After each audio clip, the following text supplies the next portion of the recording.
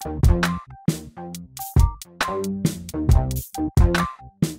here with the Digital Digest, and today I wanted to share my full review, the digitally digested segment, for the Insta360 One R 1-inch edition.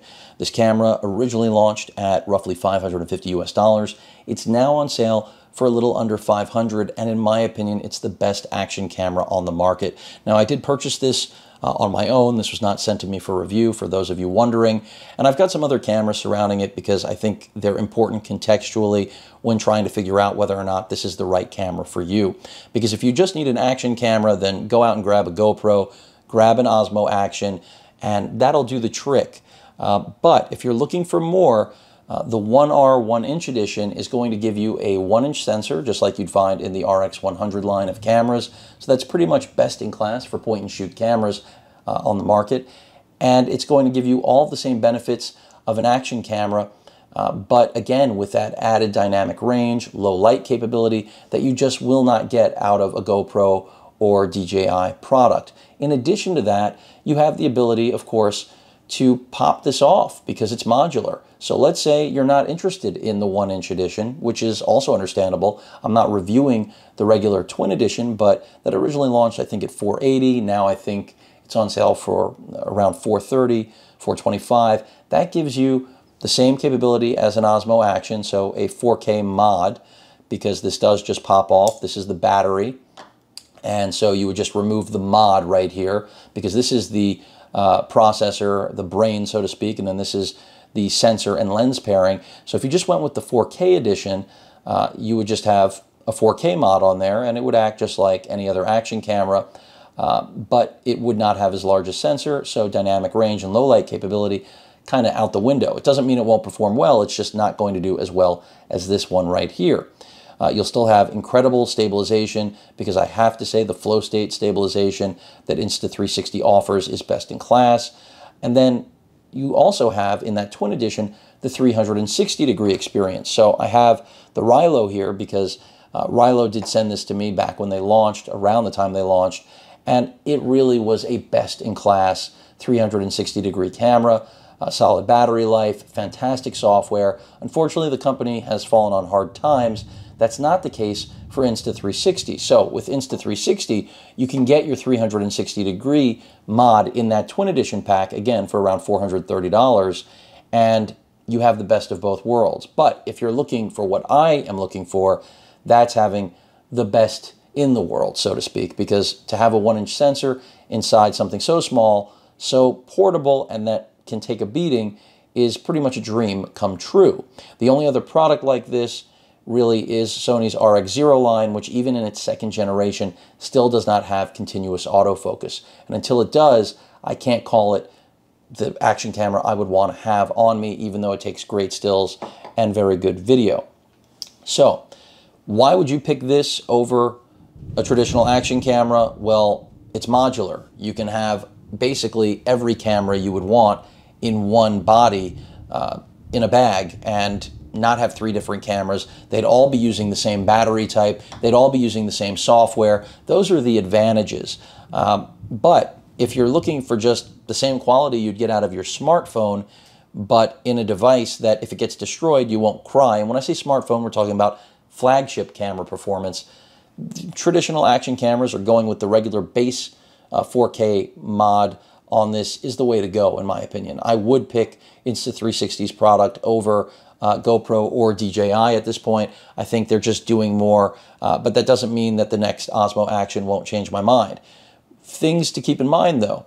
And by the way, you can go with the Trio, all of the different mods for over $700, a lot of coin. You can go with the 360 mod, I believe, on its own for like $380 something. The thing to keep in mind is that the screen on this is very small, and this is what you're going to be using for everything. Also, when you're in the selfie mode, because we only have one screen, right? Hopefully on the next gen, they'll incorporate dual screens, maybe a larger display.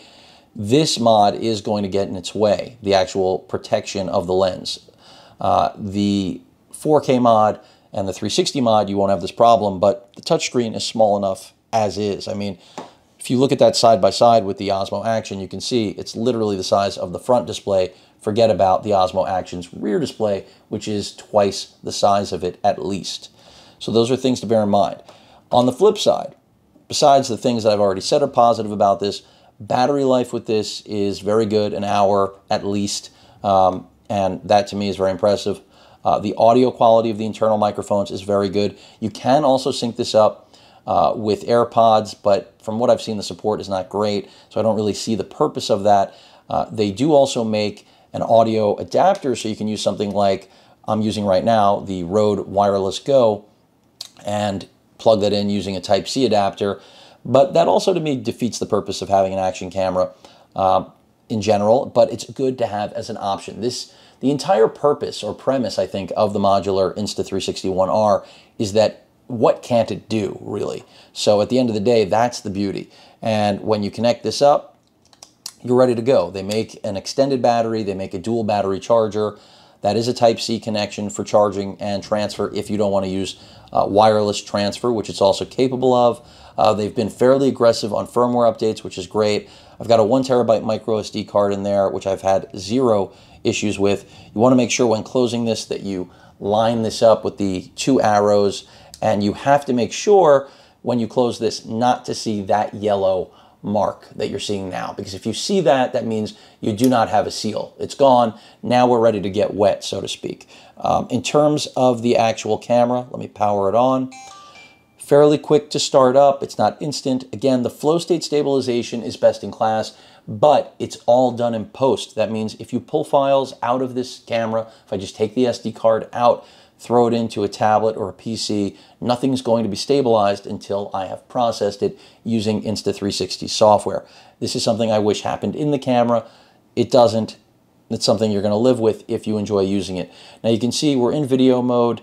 I have right now both cameras in frame. It's going off on me already, but I want to show you the modes. So in terms of video, you can go with 5K at 24 frames. You can step down to 4K and go up to 60 frames. You can go to 2K, you can go to 1080p. It's really up to you. And I'm not going to go, and flow state is set to on. I'm not going to go through every setting, but we have standard, time lapse, time shift. There are quite a bit of different settings you can jump around through, and I just give them credit that they've taken these measures. Still images are fairly solid. Again, they're not going to stand up to something like an RX 100, but remember, an RX 100 isn't the same size and simply cannot go where the Insta360 can. It can't spend 30 minutes underwater. In fact, you don't want this to even touch water, meaning the RX 100. No dust resistance, you've got that here. And then this can transform, obviously, into other things. HDR mode is solid, but it's got to stay still. It combines multiple images the same way it handles their nighttime shots. The burst mode, more competent than I thought it would be, frankly. Interval shooting, nighttime shooting, I just mentioned. With the 1-inch sensor, you actually will get decent images at night. It's going to take multiple images and then process them. This is nothing new. It's all done in post through Insta360 software. And it's something Sony was doing, a decade ago, but here we have it in a action camera with a 1-inch sensor. So there's something to be said for that. Overall, again, just an impressive piece of hardware. And standard video, time lapse, time shift, they all do exactly what you would expect. The camera just performs well. But do I think there is room for improvement? Of course I do. And as I mentioned, a larger screen, a screen on both sides, even though it's modular, I think makes sense. The camera does get very hot, so you're going to want to use its included housing or buy a metal housing, especially, of course, if you're going to do any mounting with it. That's the beauty of action cameras, right? They will go where other cameras simply won't or shouldn't. But overall, I'm really happy with this. Now, again, when looking at comparing with a traditional action camera, I think that if you don't care about 360 degrees, if you don't care about the 1-inch sensor, obviously just go with the 4K mod. It's under $300. It competes directly with this, but you are giving up having 2 screens. That to me may or may not be a deal breaker for you. It depends. We have a tally light there to let you know whether or not you're recording. So if I hit the record button right now, you'll see that's going to turn red if the camera's on. It's not. Hold on one second. Now it is. Let's go ahead and go back to standard video, and if I hit record, it should turn red. Should. There it is. Another thing you should be aware of when self-filming with this, because it is a 14.5 millimeter 35 mil equivalency, the shot, unless you have this on a selfie stick, and Insta makes one, and when you're using it with the 360 mod, it is invisible, which I love, even though I don't have it. May pick it up, not sure yet. You know, you're not going to be, unless you keep it away from yourself, you will not be in frame in focus. You will be in frame, but it'll be focused on the background rather than the foreground. Be aware of that. So not perfect for vlogging unless you're going to have this sitting on something. And a lot of you might be thinking this is a vlogger's dream, 1-inch sensor inside, a tiny go everywhere, do everything, no worries type of mix. And yeah, as long as you have it far enough away from you, you're fine. If it's too close, the focus distance is an issue. I'm going to turn that off. So that's something you should be aware of. They are very proactive on firmware updates, and as I mentioned, their flow state stabilization, best in class. Microphones are fantastic on this, much better than on the Osmo Action or any GoPro, but it does seem like even after you take it out of the water, that sometimes it still sounds like there's water in there, and that's probably just an engineering issue with the way this has been designed. I haven't come up with a fix for it. You know, sometimes I'll shake the camera hoping to clear out the mics. Sometimes it works, sometimes it doesn't. So that's maybe, in my opinion, its biggest flaw. Other than that, of course, this lens protector getting in the way of the screen is another engineering issue. But these are all things that can be addressed over time. Personally, this is something I would love to have in my bag. I think I am going to keep it just because it does kind of make my Osmo Action and Sony Action cameras long in the tooth, in that these were great until I got a 1-inch sensor. And knowing that I can get a 360 mod, that to me is very appealing, because I loved using the Rilo, and quite frankly, I know that the 360 mod for the Insta360 One R is going to pretty much toast the Rilo at this point. It has better hardware and at this point better software. So let me give you a peek at some video from this. I know you've probably been wondering, waiting. So here's a quick look at the software. I'm going to go a little bit wider on this shot so we get this all into frame. And basically what you can see up at the top is the export button, and that's exactly what it will do. You have the ability to download this to your tablet or phone. This is the Tab S6. Android and iOS are supported, so as well as Windows and Mac, but I do recommend staying inside of the iOS or Android sphere, simply because the processing time for the videos, for example, a nearly 40-minute long video to process in inside Windows 10 on my HP Spectre X360 13T with the Ice Lake Core i7 1065 G7, that took nearly a full day, whereas inside the Tab S6, which doesn't have the latest and greatest mobile processor, but certainly is capable, and this one has 8 gigs of RAM, we're looking at around 2 hours and change. So keep that in mind. You can also change what it looks like. So do you want it to be narrow? Do you want it to be linear, ultra wide shot? All up to you. It's part of the beauty of the software and what you can do with it in terms of even color grading, all of those things. Just great features. If I go ahead and put this into landscape, play this back for you for a second so you just see a little bit. You ready to get a ball? Ready to get a ball? Ready to get a ball? Ready? Ready? Ready? All right, boy. Go get it! And you start to see that stabilization. He's off to the race. He's working hard. He's putting those legs to work. Rear leg's not doing a hell of a lot, but he's doing his best. He's coming around trying to get another ball in his mouth. That ain't going to happen. He's turning around. Come back towards the stairs. He's going to take a rest, I believe. If I pause right there, because I want to take you to some underwater footage, just so you get an idea. Let's go ahead and skip ahead, because I have some right here on this clip.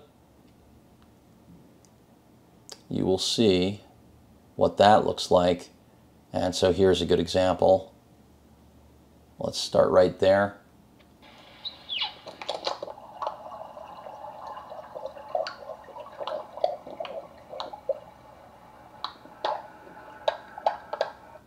and I'll freeze there for those of you that were curious. Anyway, the whole point is that this camera does it all, whether we're talking about video, still, and this is a look at what the gallery looks like. And I've transferred these, they're under local storage, it's a little blown out, local storage right now. And so whether or not I want to look at videos are still very easy, download them, export them, etc. You have access to everything. And it does a good job overall. I'm happy with the quality I'm getting out of still images, happy with the quality I'm getting out of video. Is it miles ahead of what you'd get out of a traditional action camera? No, it's not. Does it have enough headroom that it differentiates? Absolutely. And that to me is the real difference between the Insta360 One R and traditional action cameras, at least the 1-inch edition, is that the quality I'm getting is better, enough so that I don't feel like what I do right now about action cameras, which is that they're basically, you know, the equivalency of my flagship smartphone, but in a package where I don't have to worry about it breaking. That's what I feel, you know, and it'll go anywhere.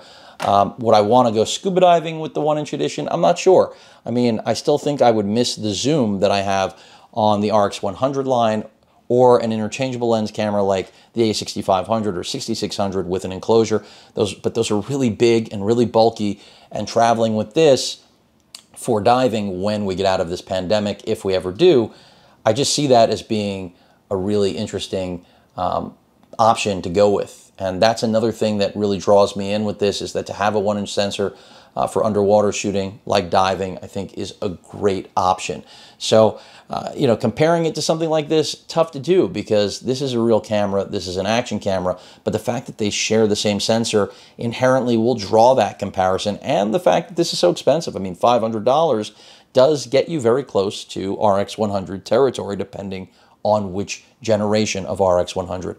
I mean, you could even pick up something like the ZV-1 that I recently reviewed, and yeah, it's a couple $100 more, but it's only a couple $100 more. So, you know, Insta has pushed you into a new price point, but they still gave you the door to Osmo action territory with the base 4K and the base 360 model, depending on which one you want. But the fact that you have that flexibility to go in any direction is what I really love about this camera. And to have that 1-inch sensor go anywhere, I mean, yes, it could be better, and that's why I hope there will be a second generation. Look, once Sony drops the new RX0, this might be cooked, but it won't be completely cooked, because you'll still have the capability of dropping the 360 mod on there, which the RX0 certainly isn't going to bring in a 3rd gen. Food for thought. Hopefully this rounds things out for all of you. Again, the video you were watching on the tablet, not 4K, even though that was shot in 4K. So keep that in mind. But I wanted to show a little bit of the software, and just to give all of you an idea. And then in terms of stills, I will jump to an image just to show you an example of that too. And I don't think you'll be blown away, again, because that isn't what the camera does. I mean, it does a good job, but, you know, this is a shot, again, just to give you an idea. So if I go ahead and go in on Barkley's face, I mean, it's one of the few cameras in the action class, you know, that I can crop in on. If I tried to do this with the Osmo, yes, in bright daylight it would come out well, but I'm not sure that I would have as much detail. You know, would I have that droplet of saliva rolling off Barkley's tongue? You know, and it actually is pretty crisp. I mean, if I go in 100%, we're losing quite a bit, and you're picking up a lot of glare from the tablet.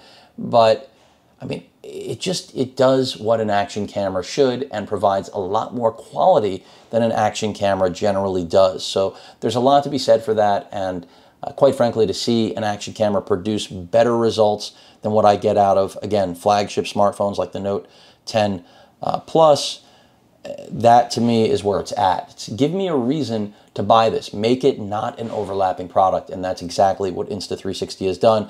And then to boot, you want to take it to the next level, as I said. You want to get the other mods. I mean, the 360 mod, it's on my mind. If we ever can travel again, ladies and gentlemen, that is something I'd want. But look, it's a tough time to sell cameras. I mean, especially action cameras. What the hell are you going to do with them? that becomes the head scratcher after all, right? Because if you want to be safe, you really shouldn't be heading too far out there. And if you do, well, hopefully you take the proper precaution. At any rate, that rounds things out. The Insta360 One R 1-inch edition is a winner. It isn't perfect, but it could mean that you don't need any of the other cameras that you've been considering investing money in. And ultimately, you could end up with a lot more functionality if you go down the road of picking up all the mods. So I hope that clears things up. Again, the Insta360 One R 1-inch edition, expensive, but in my opinion, worth it. Any questions or comments, please feel free to post them. Hit that like button, and as usual, please feel free to subscribe. And please stay safe. Later.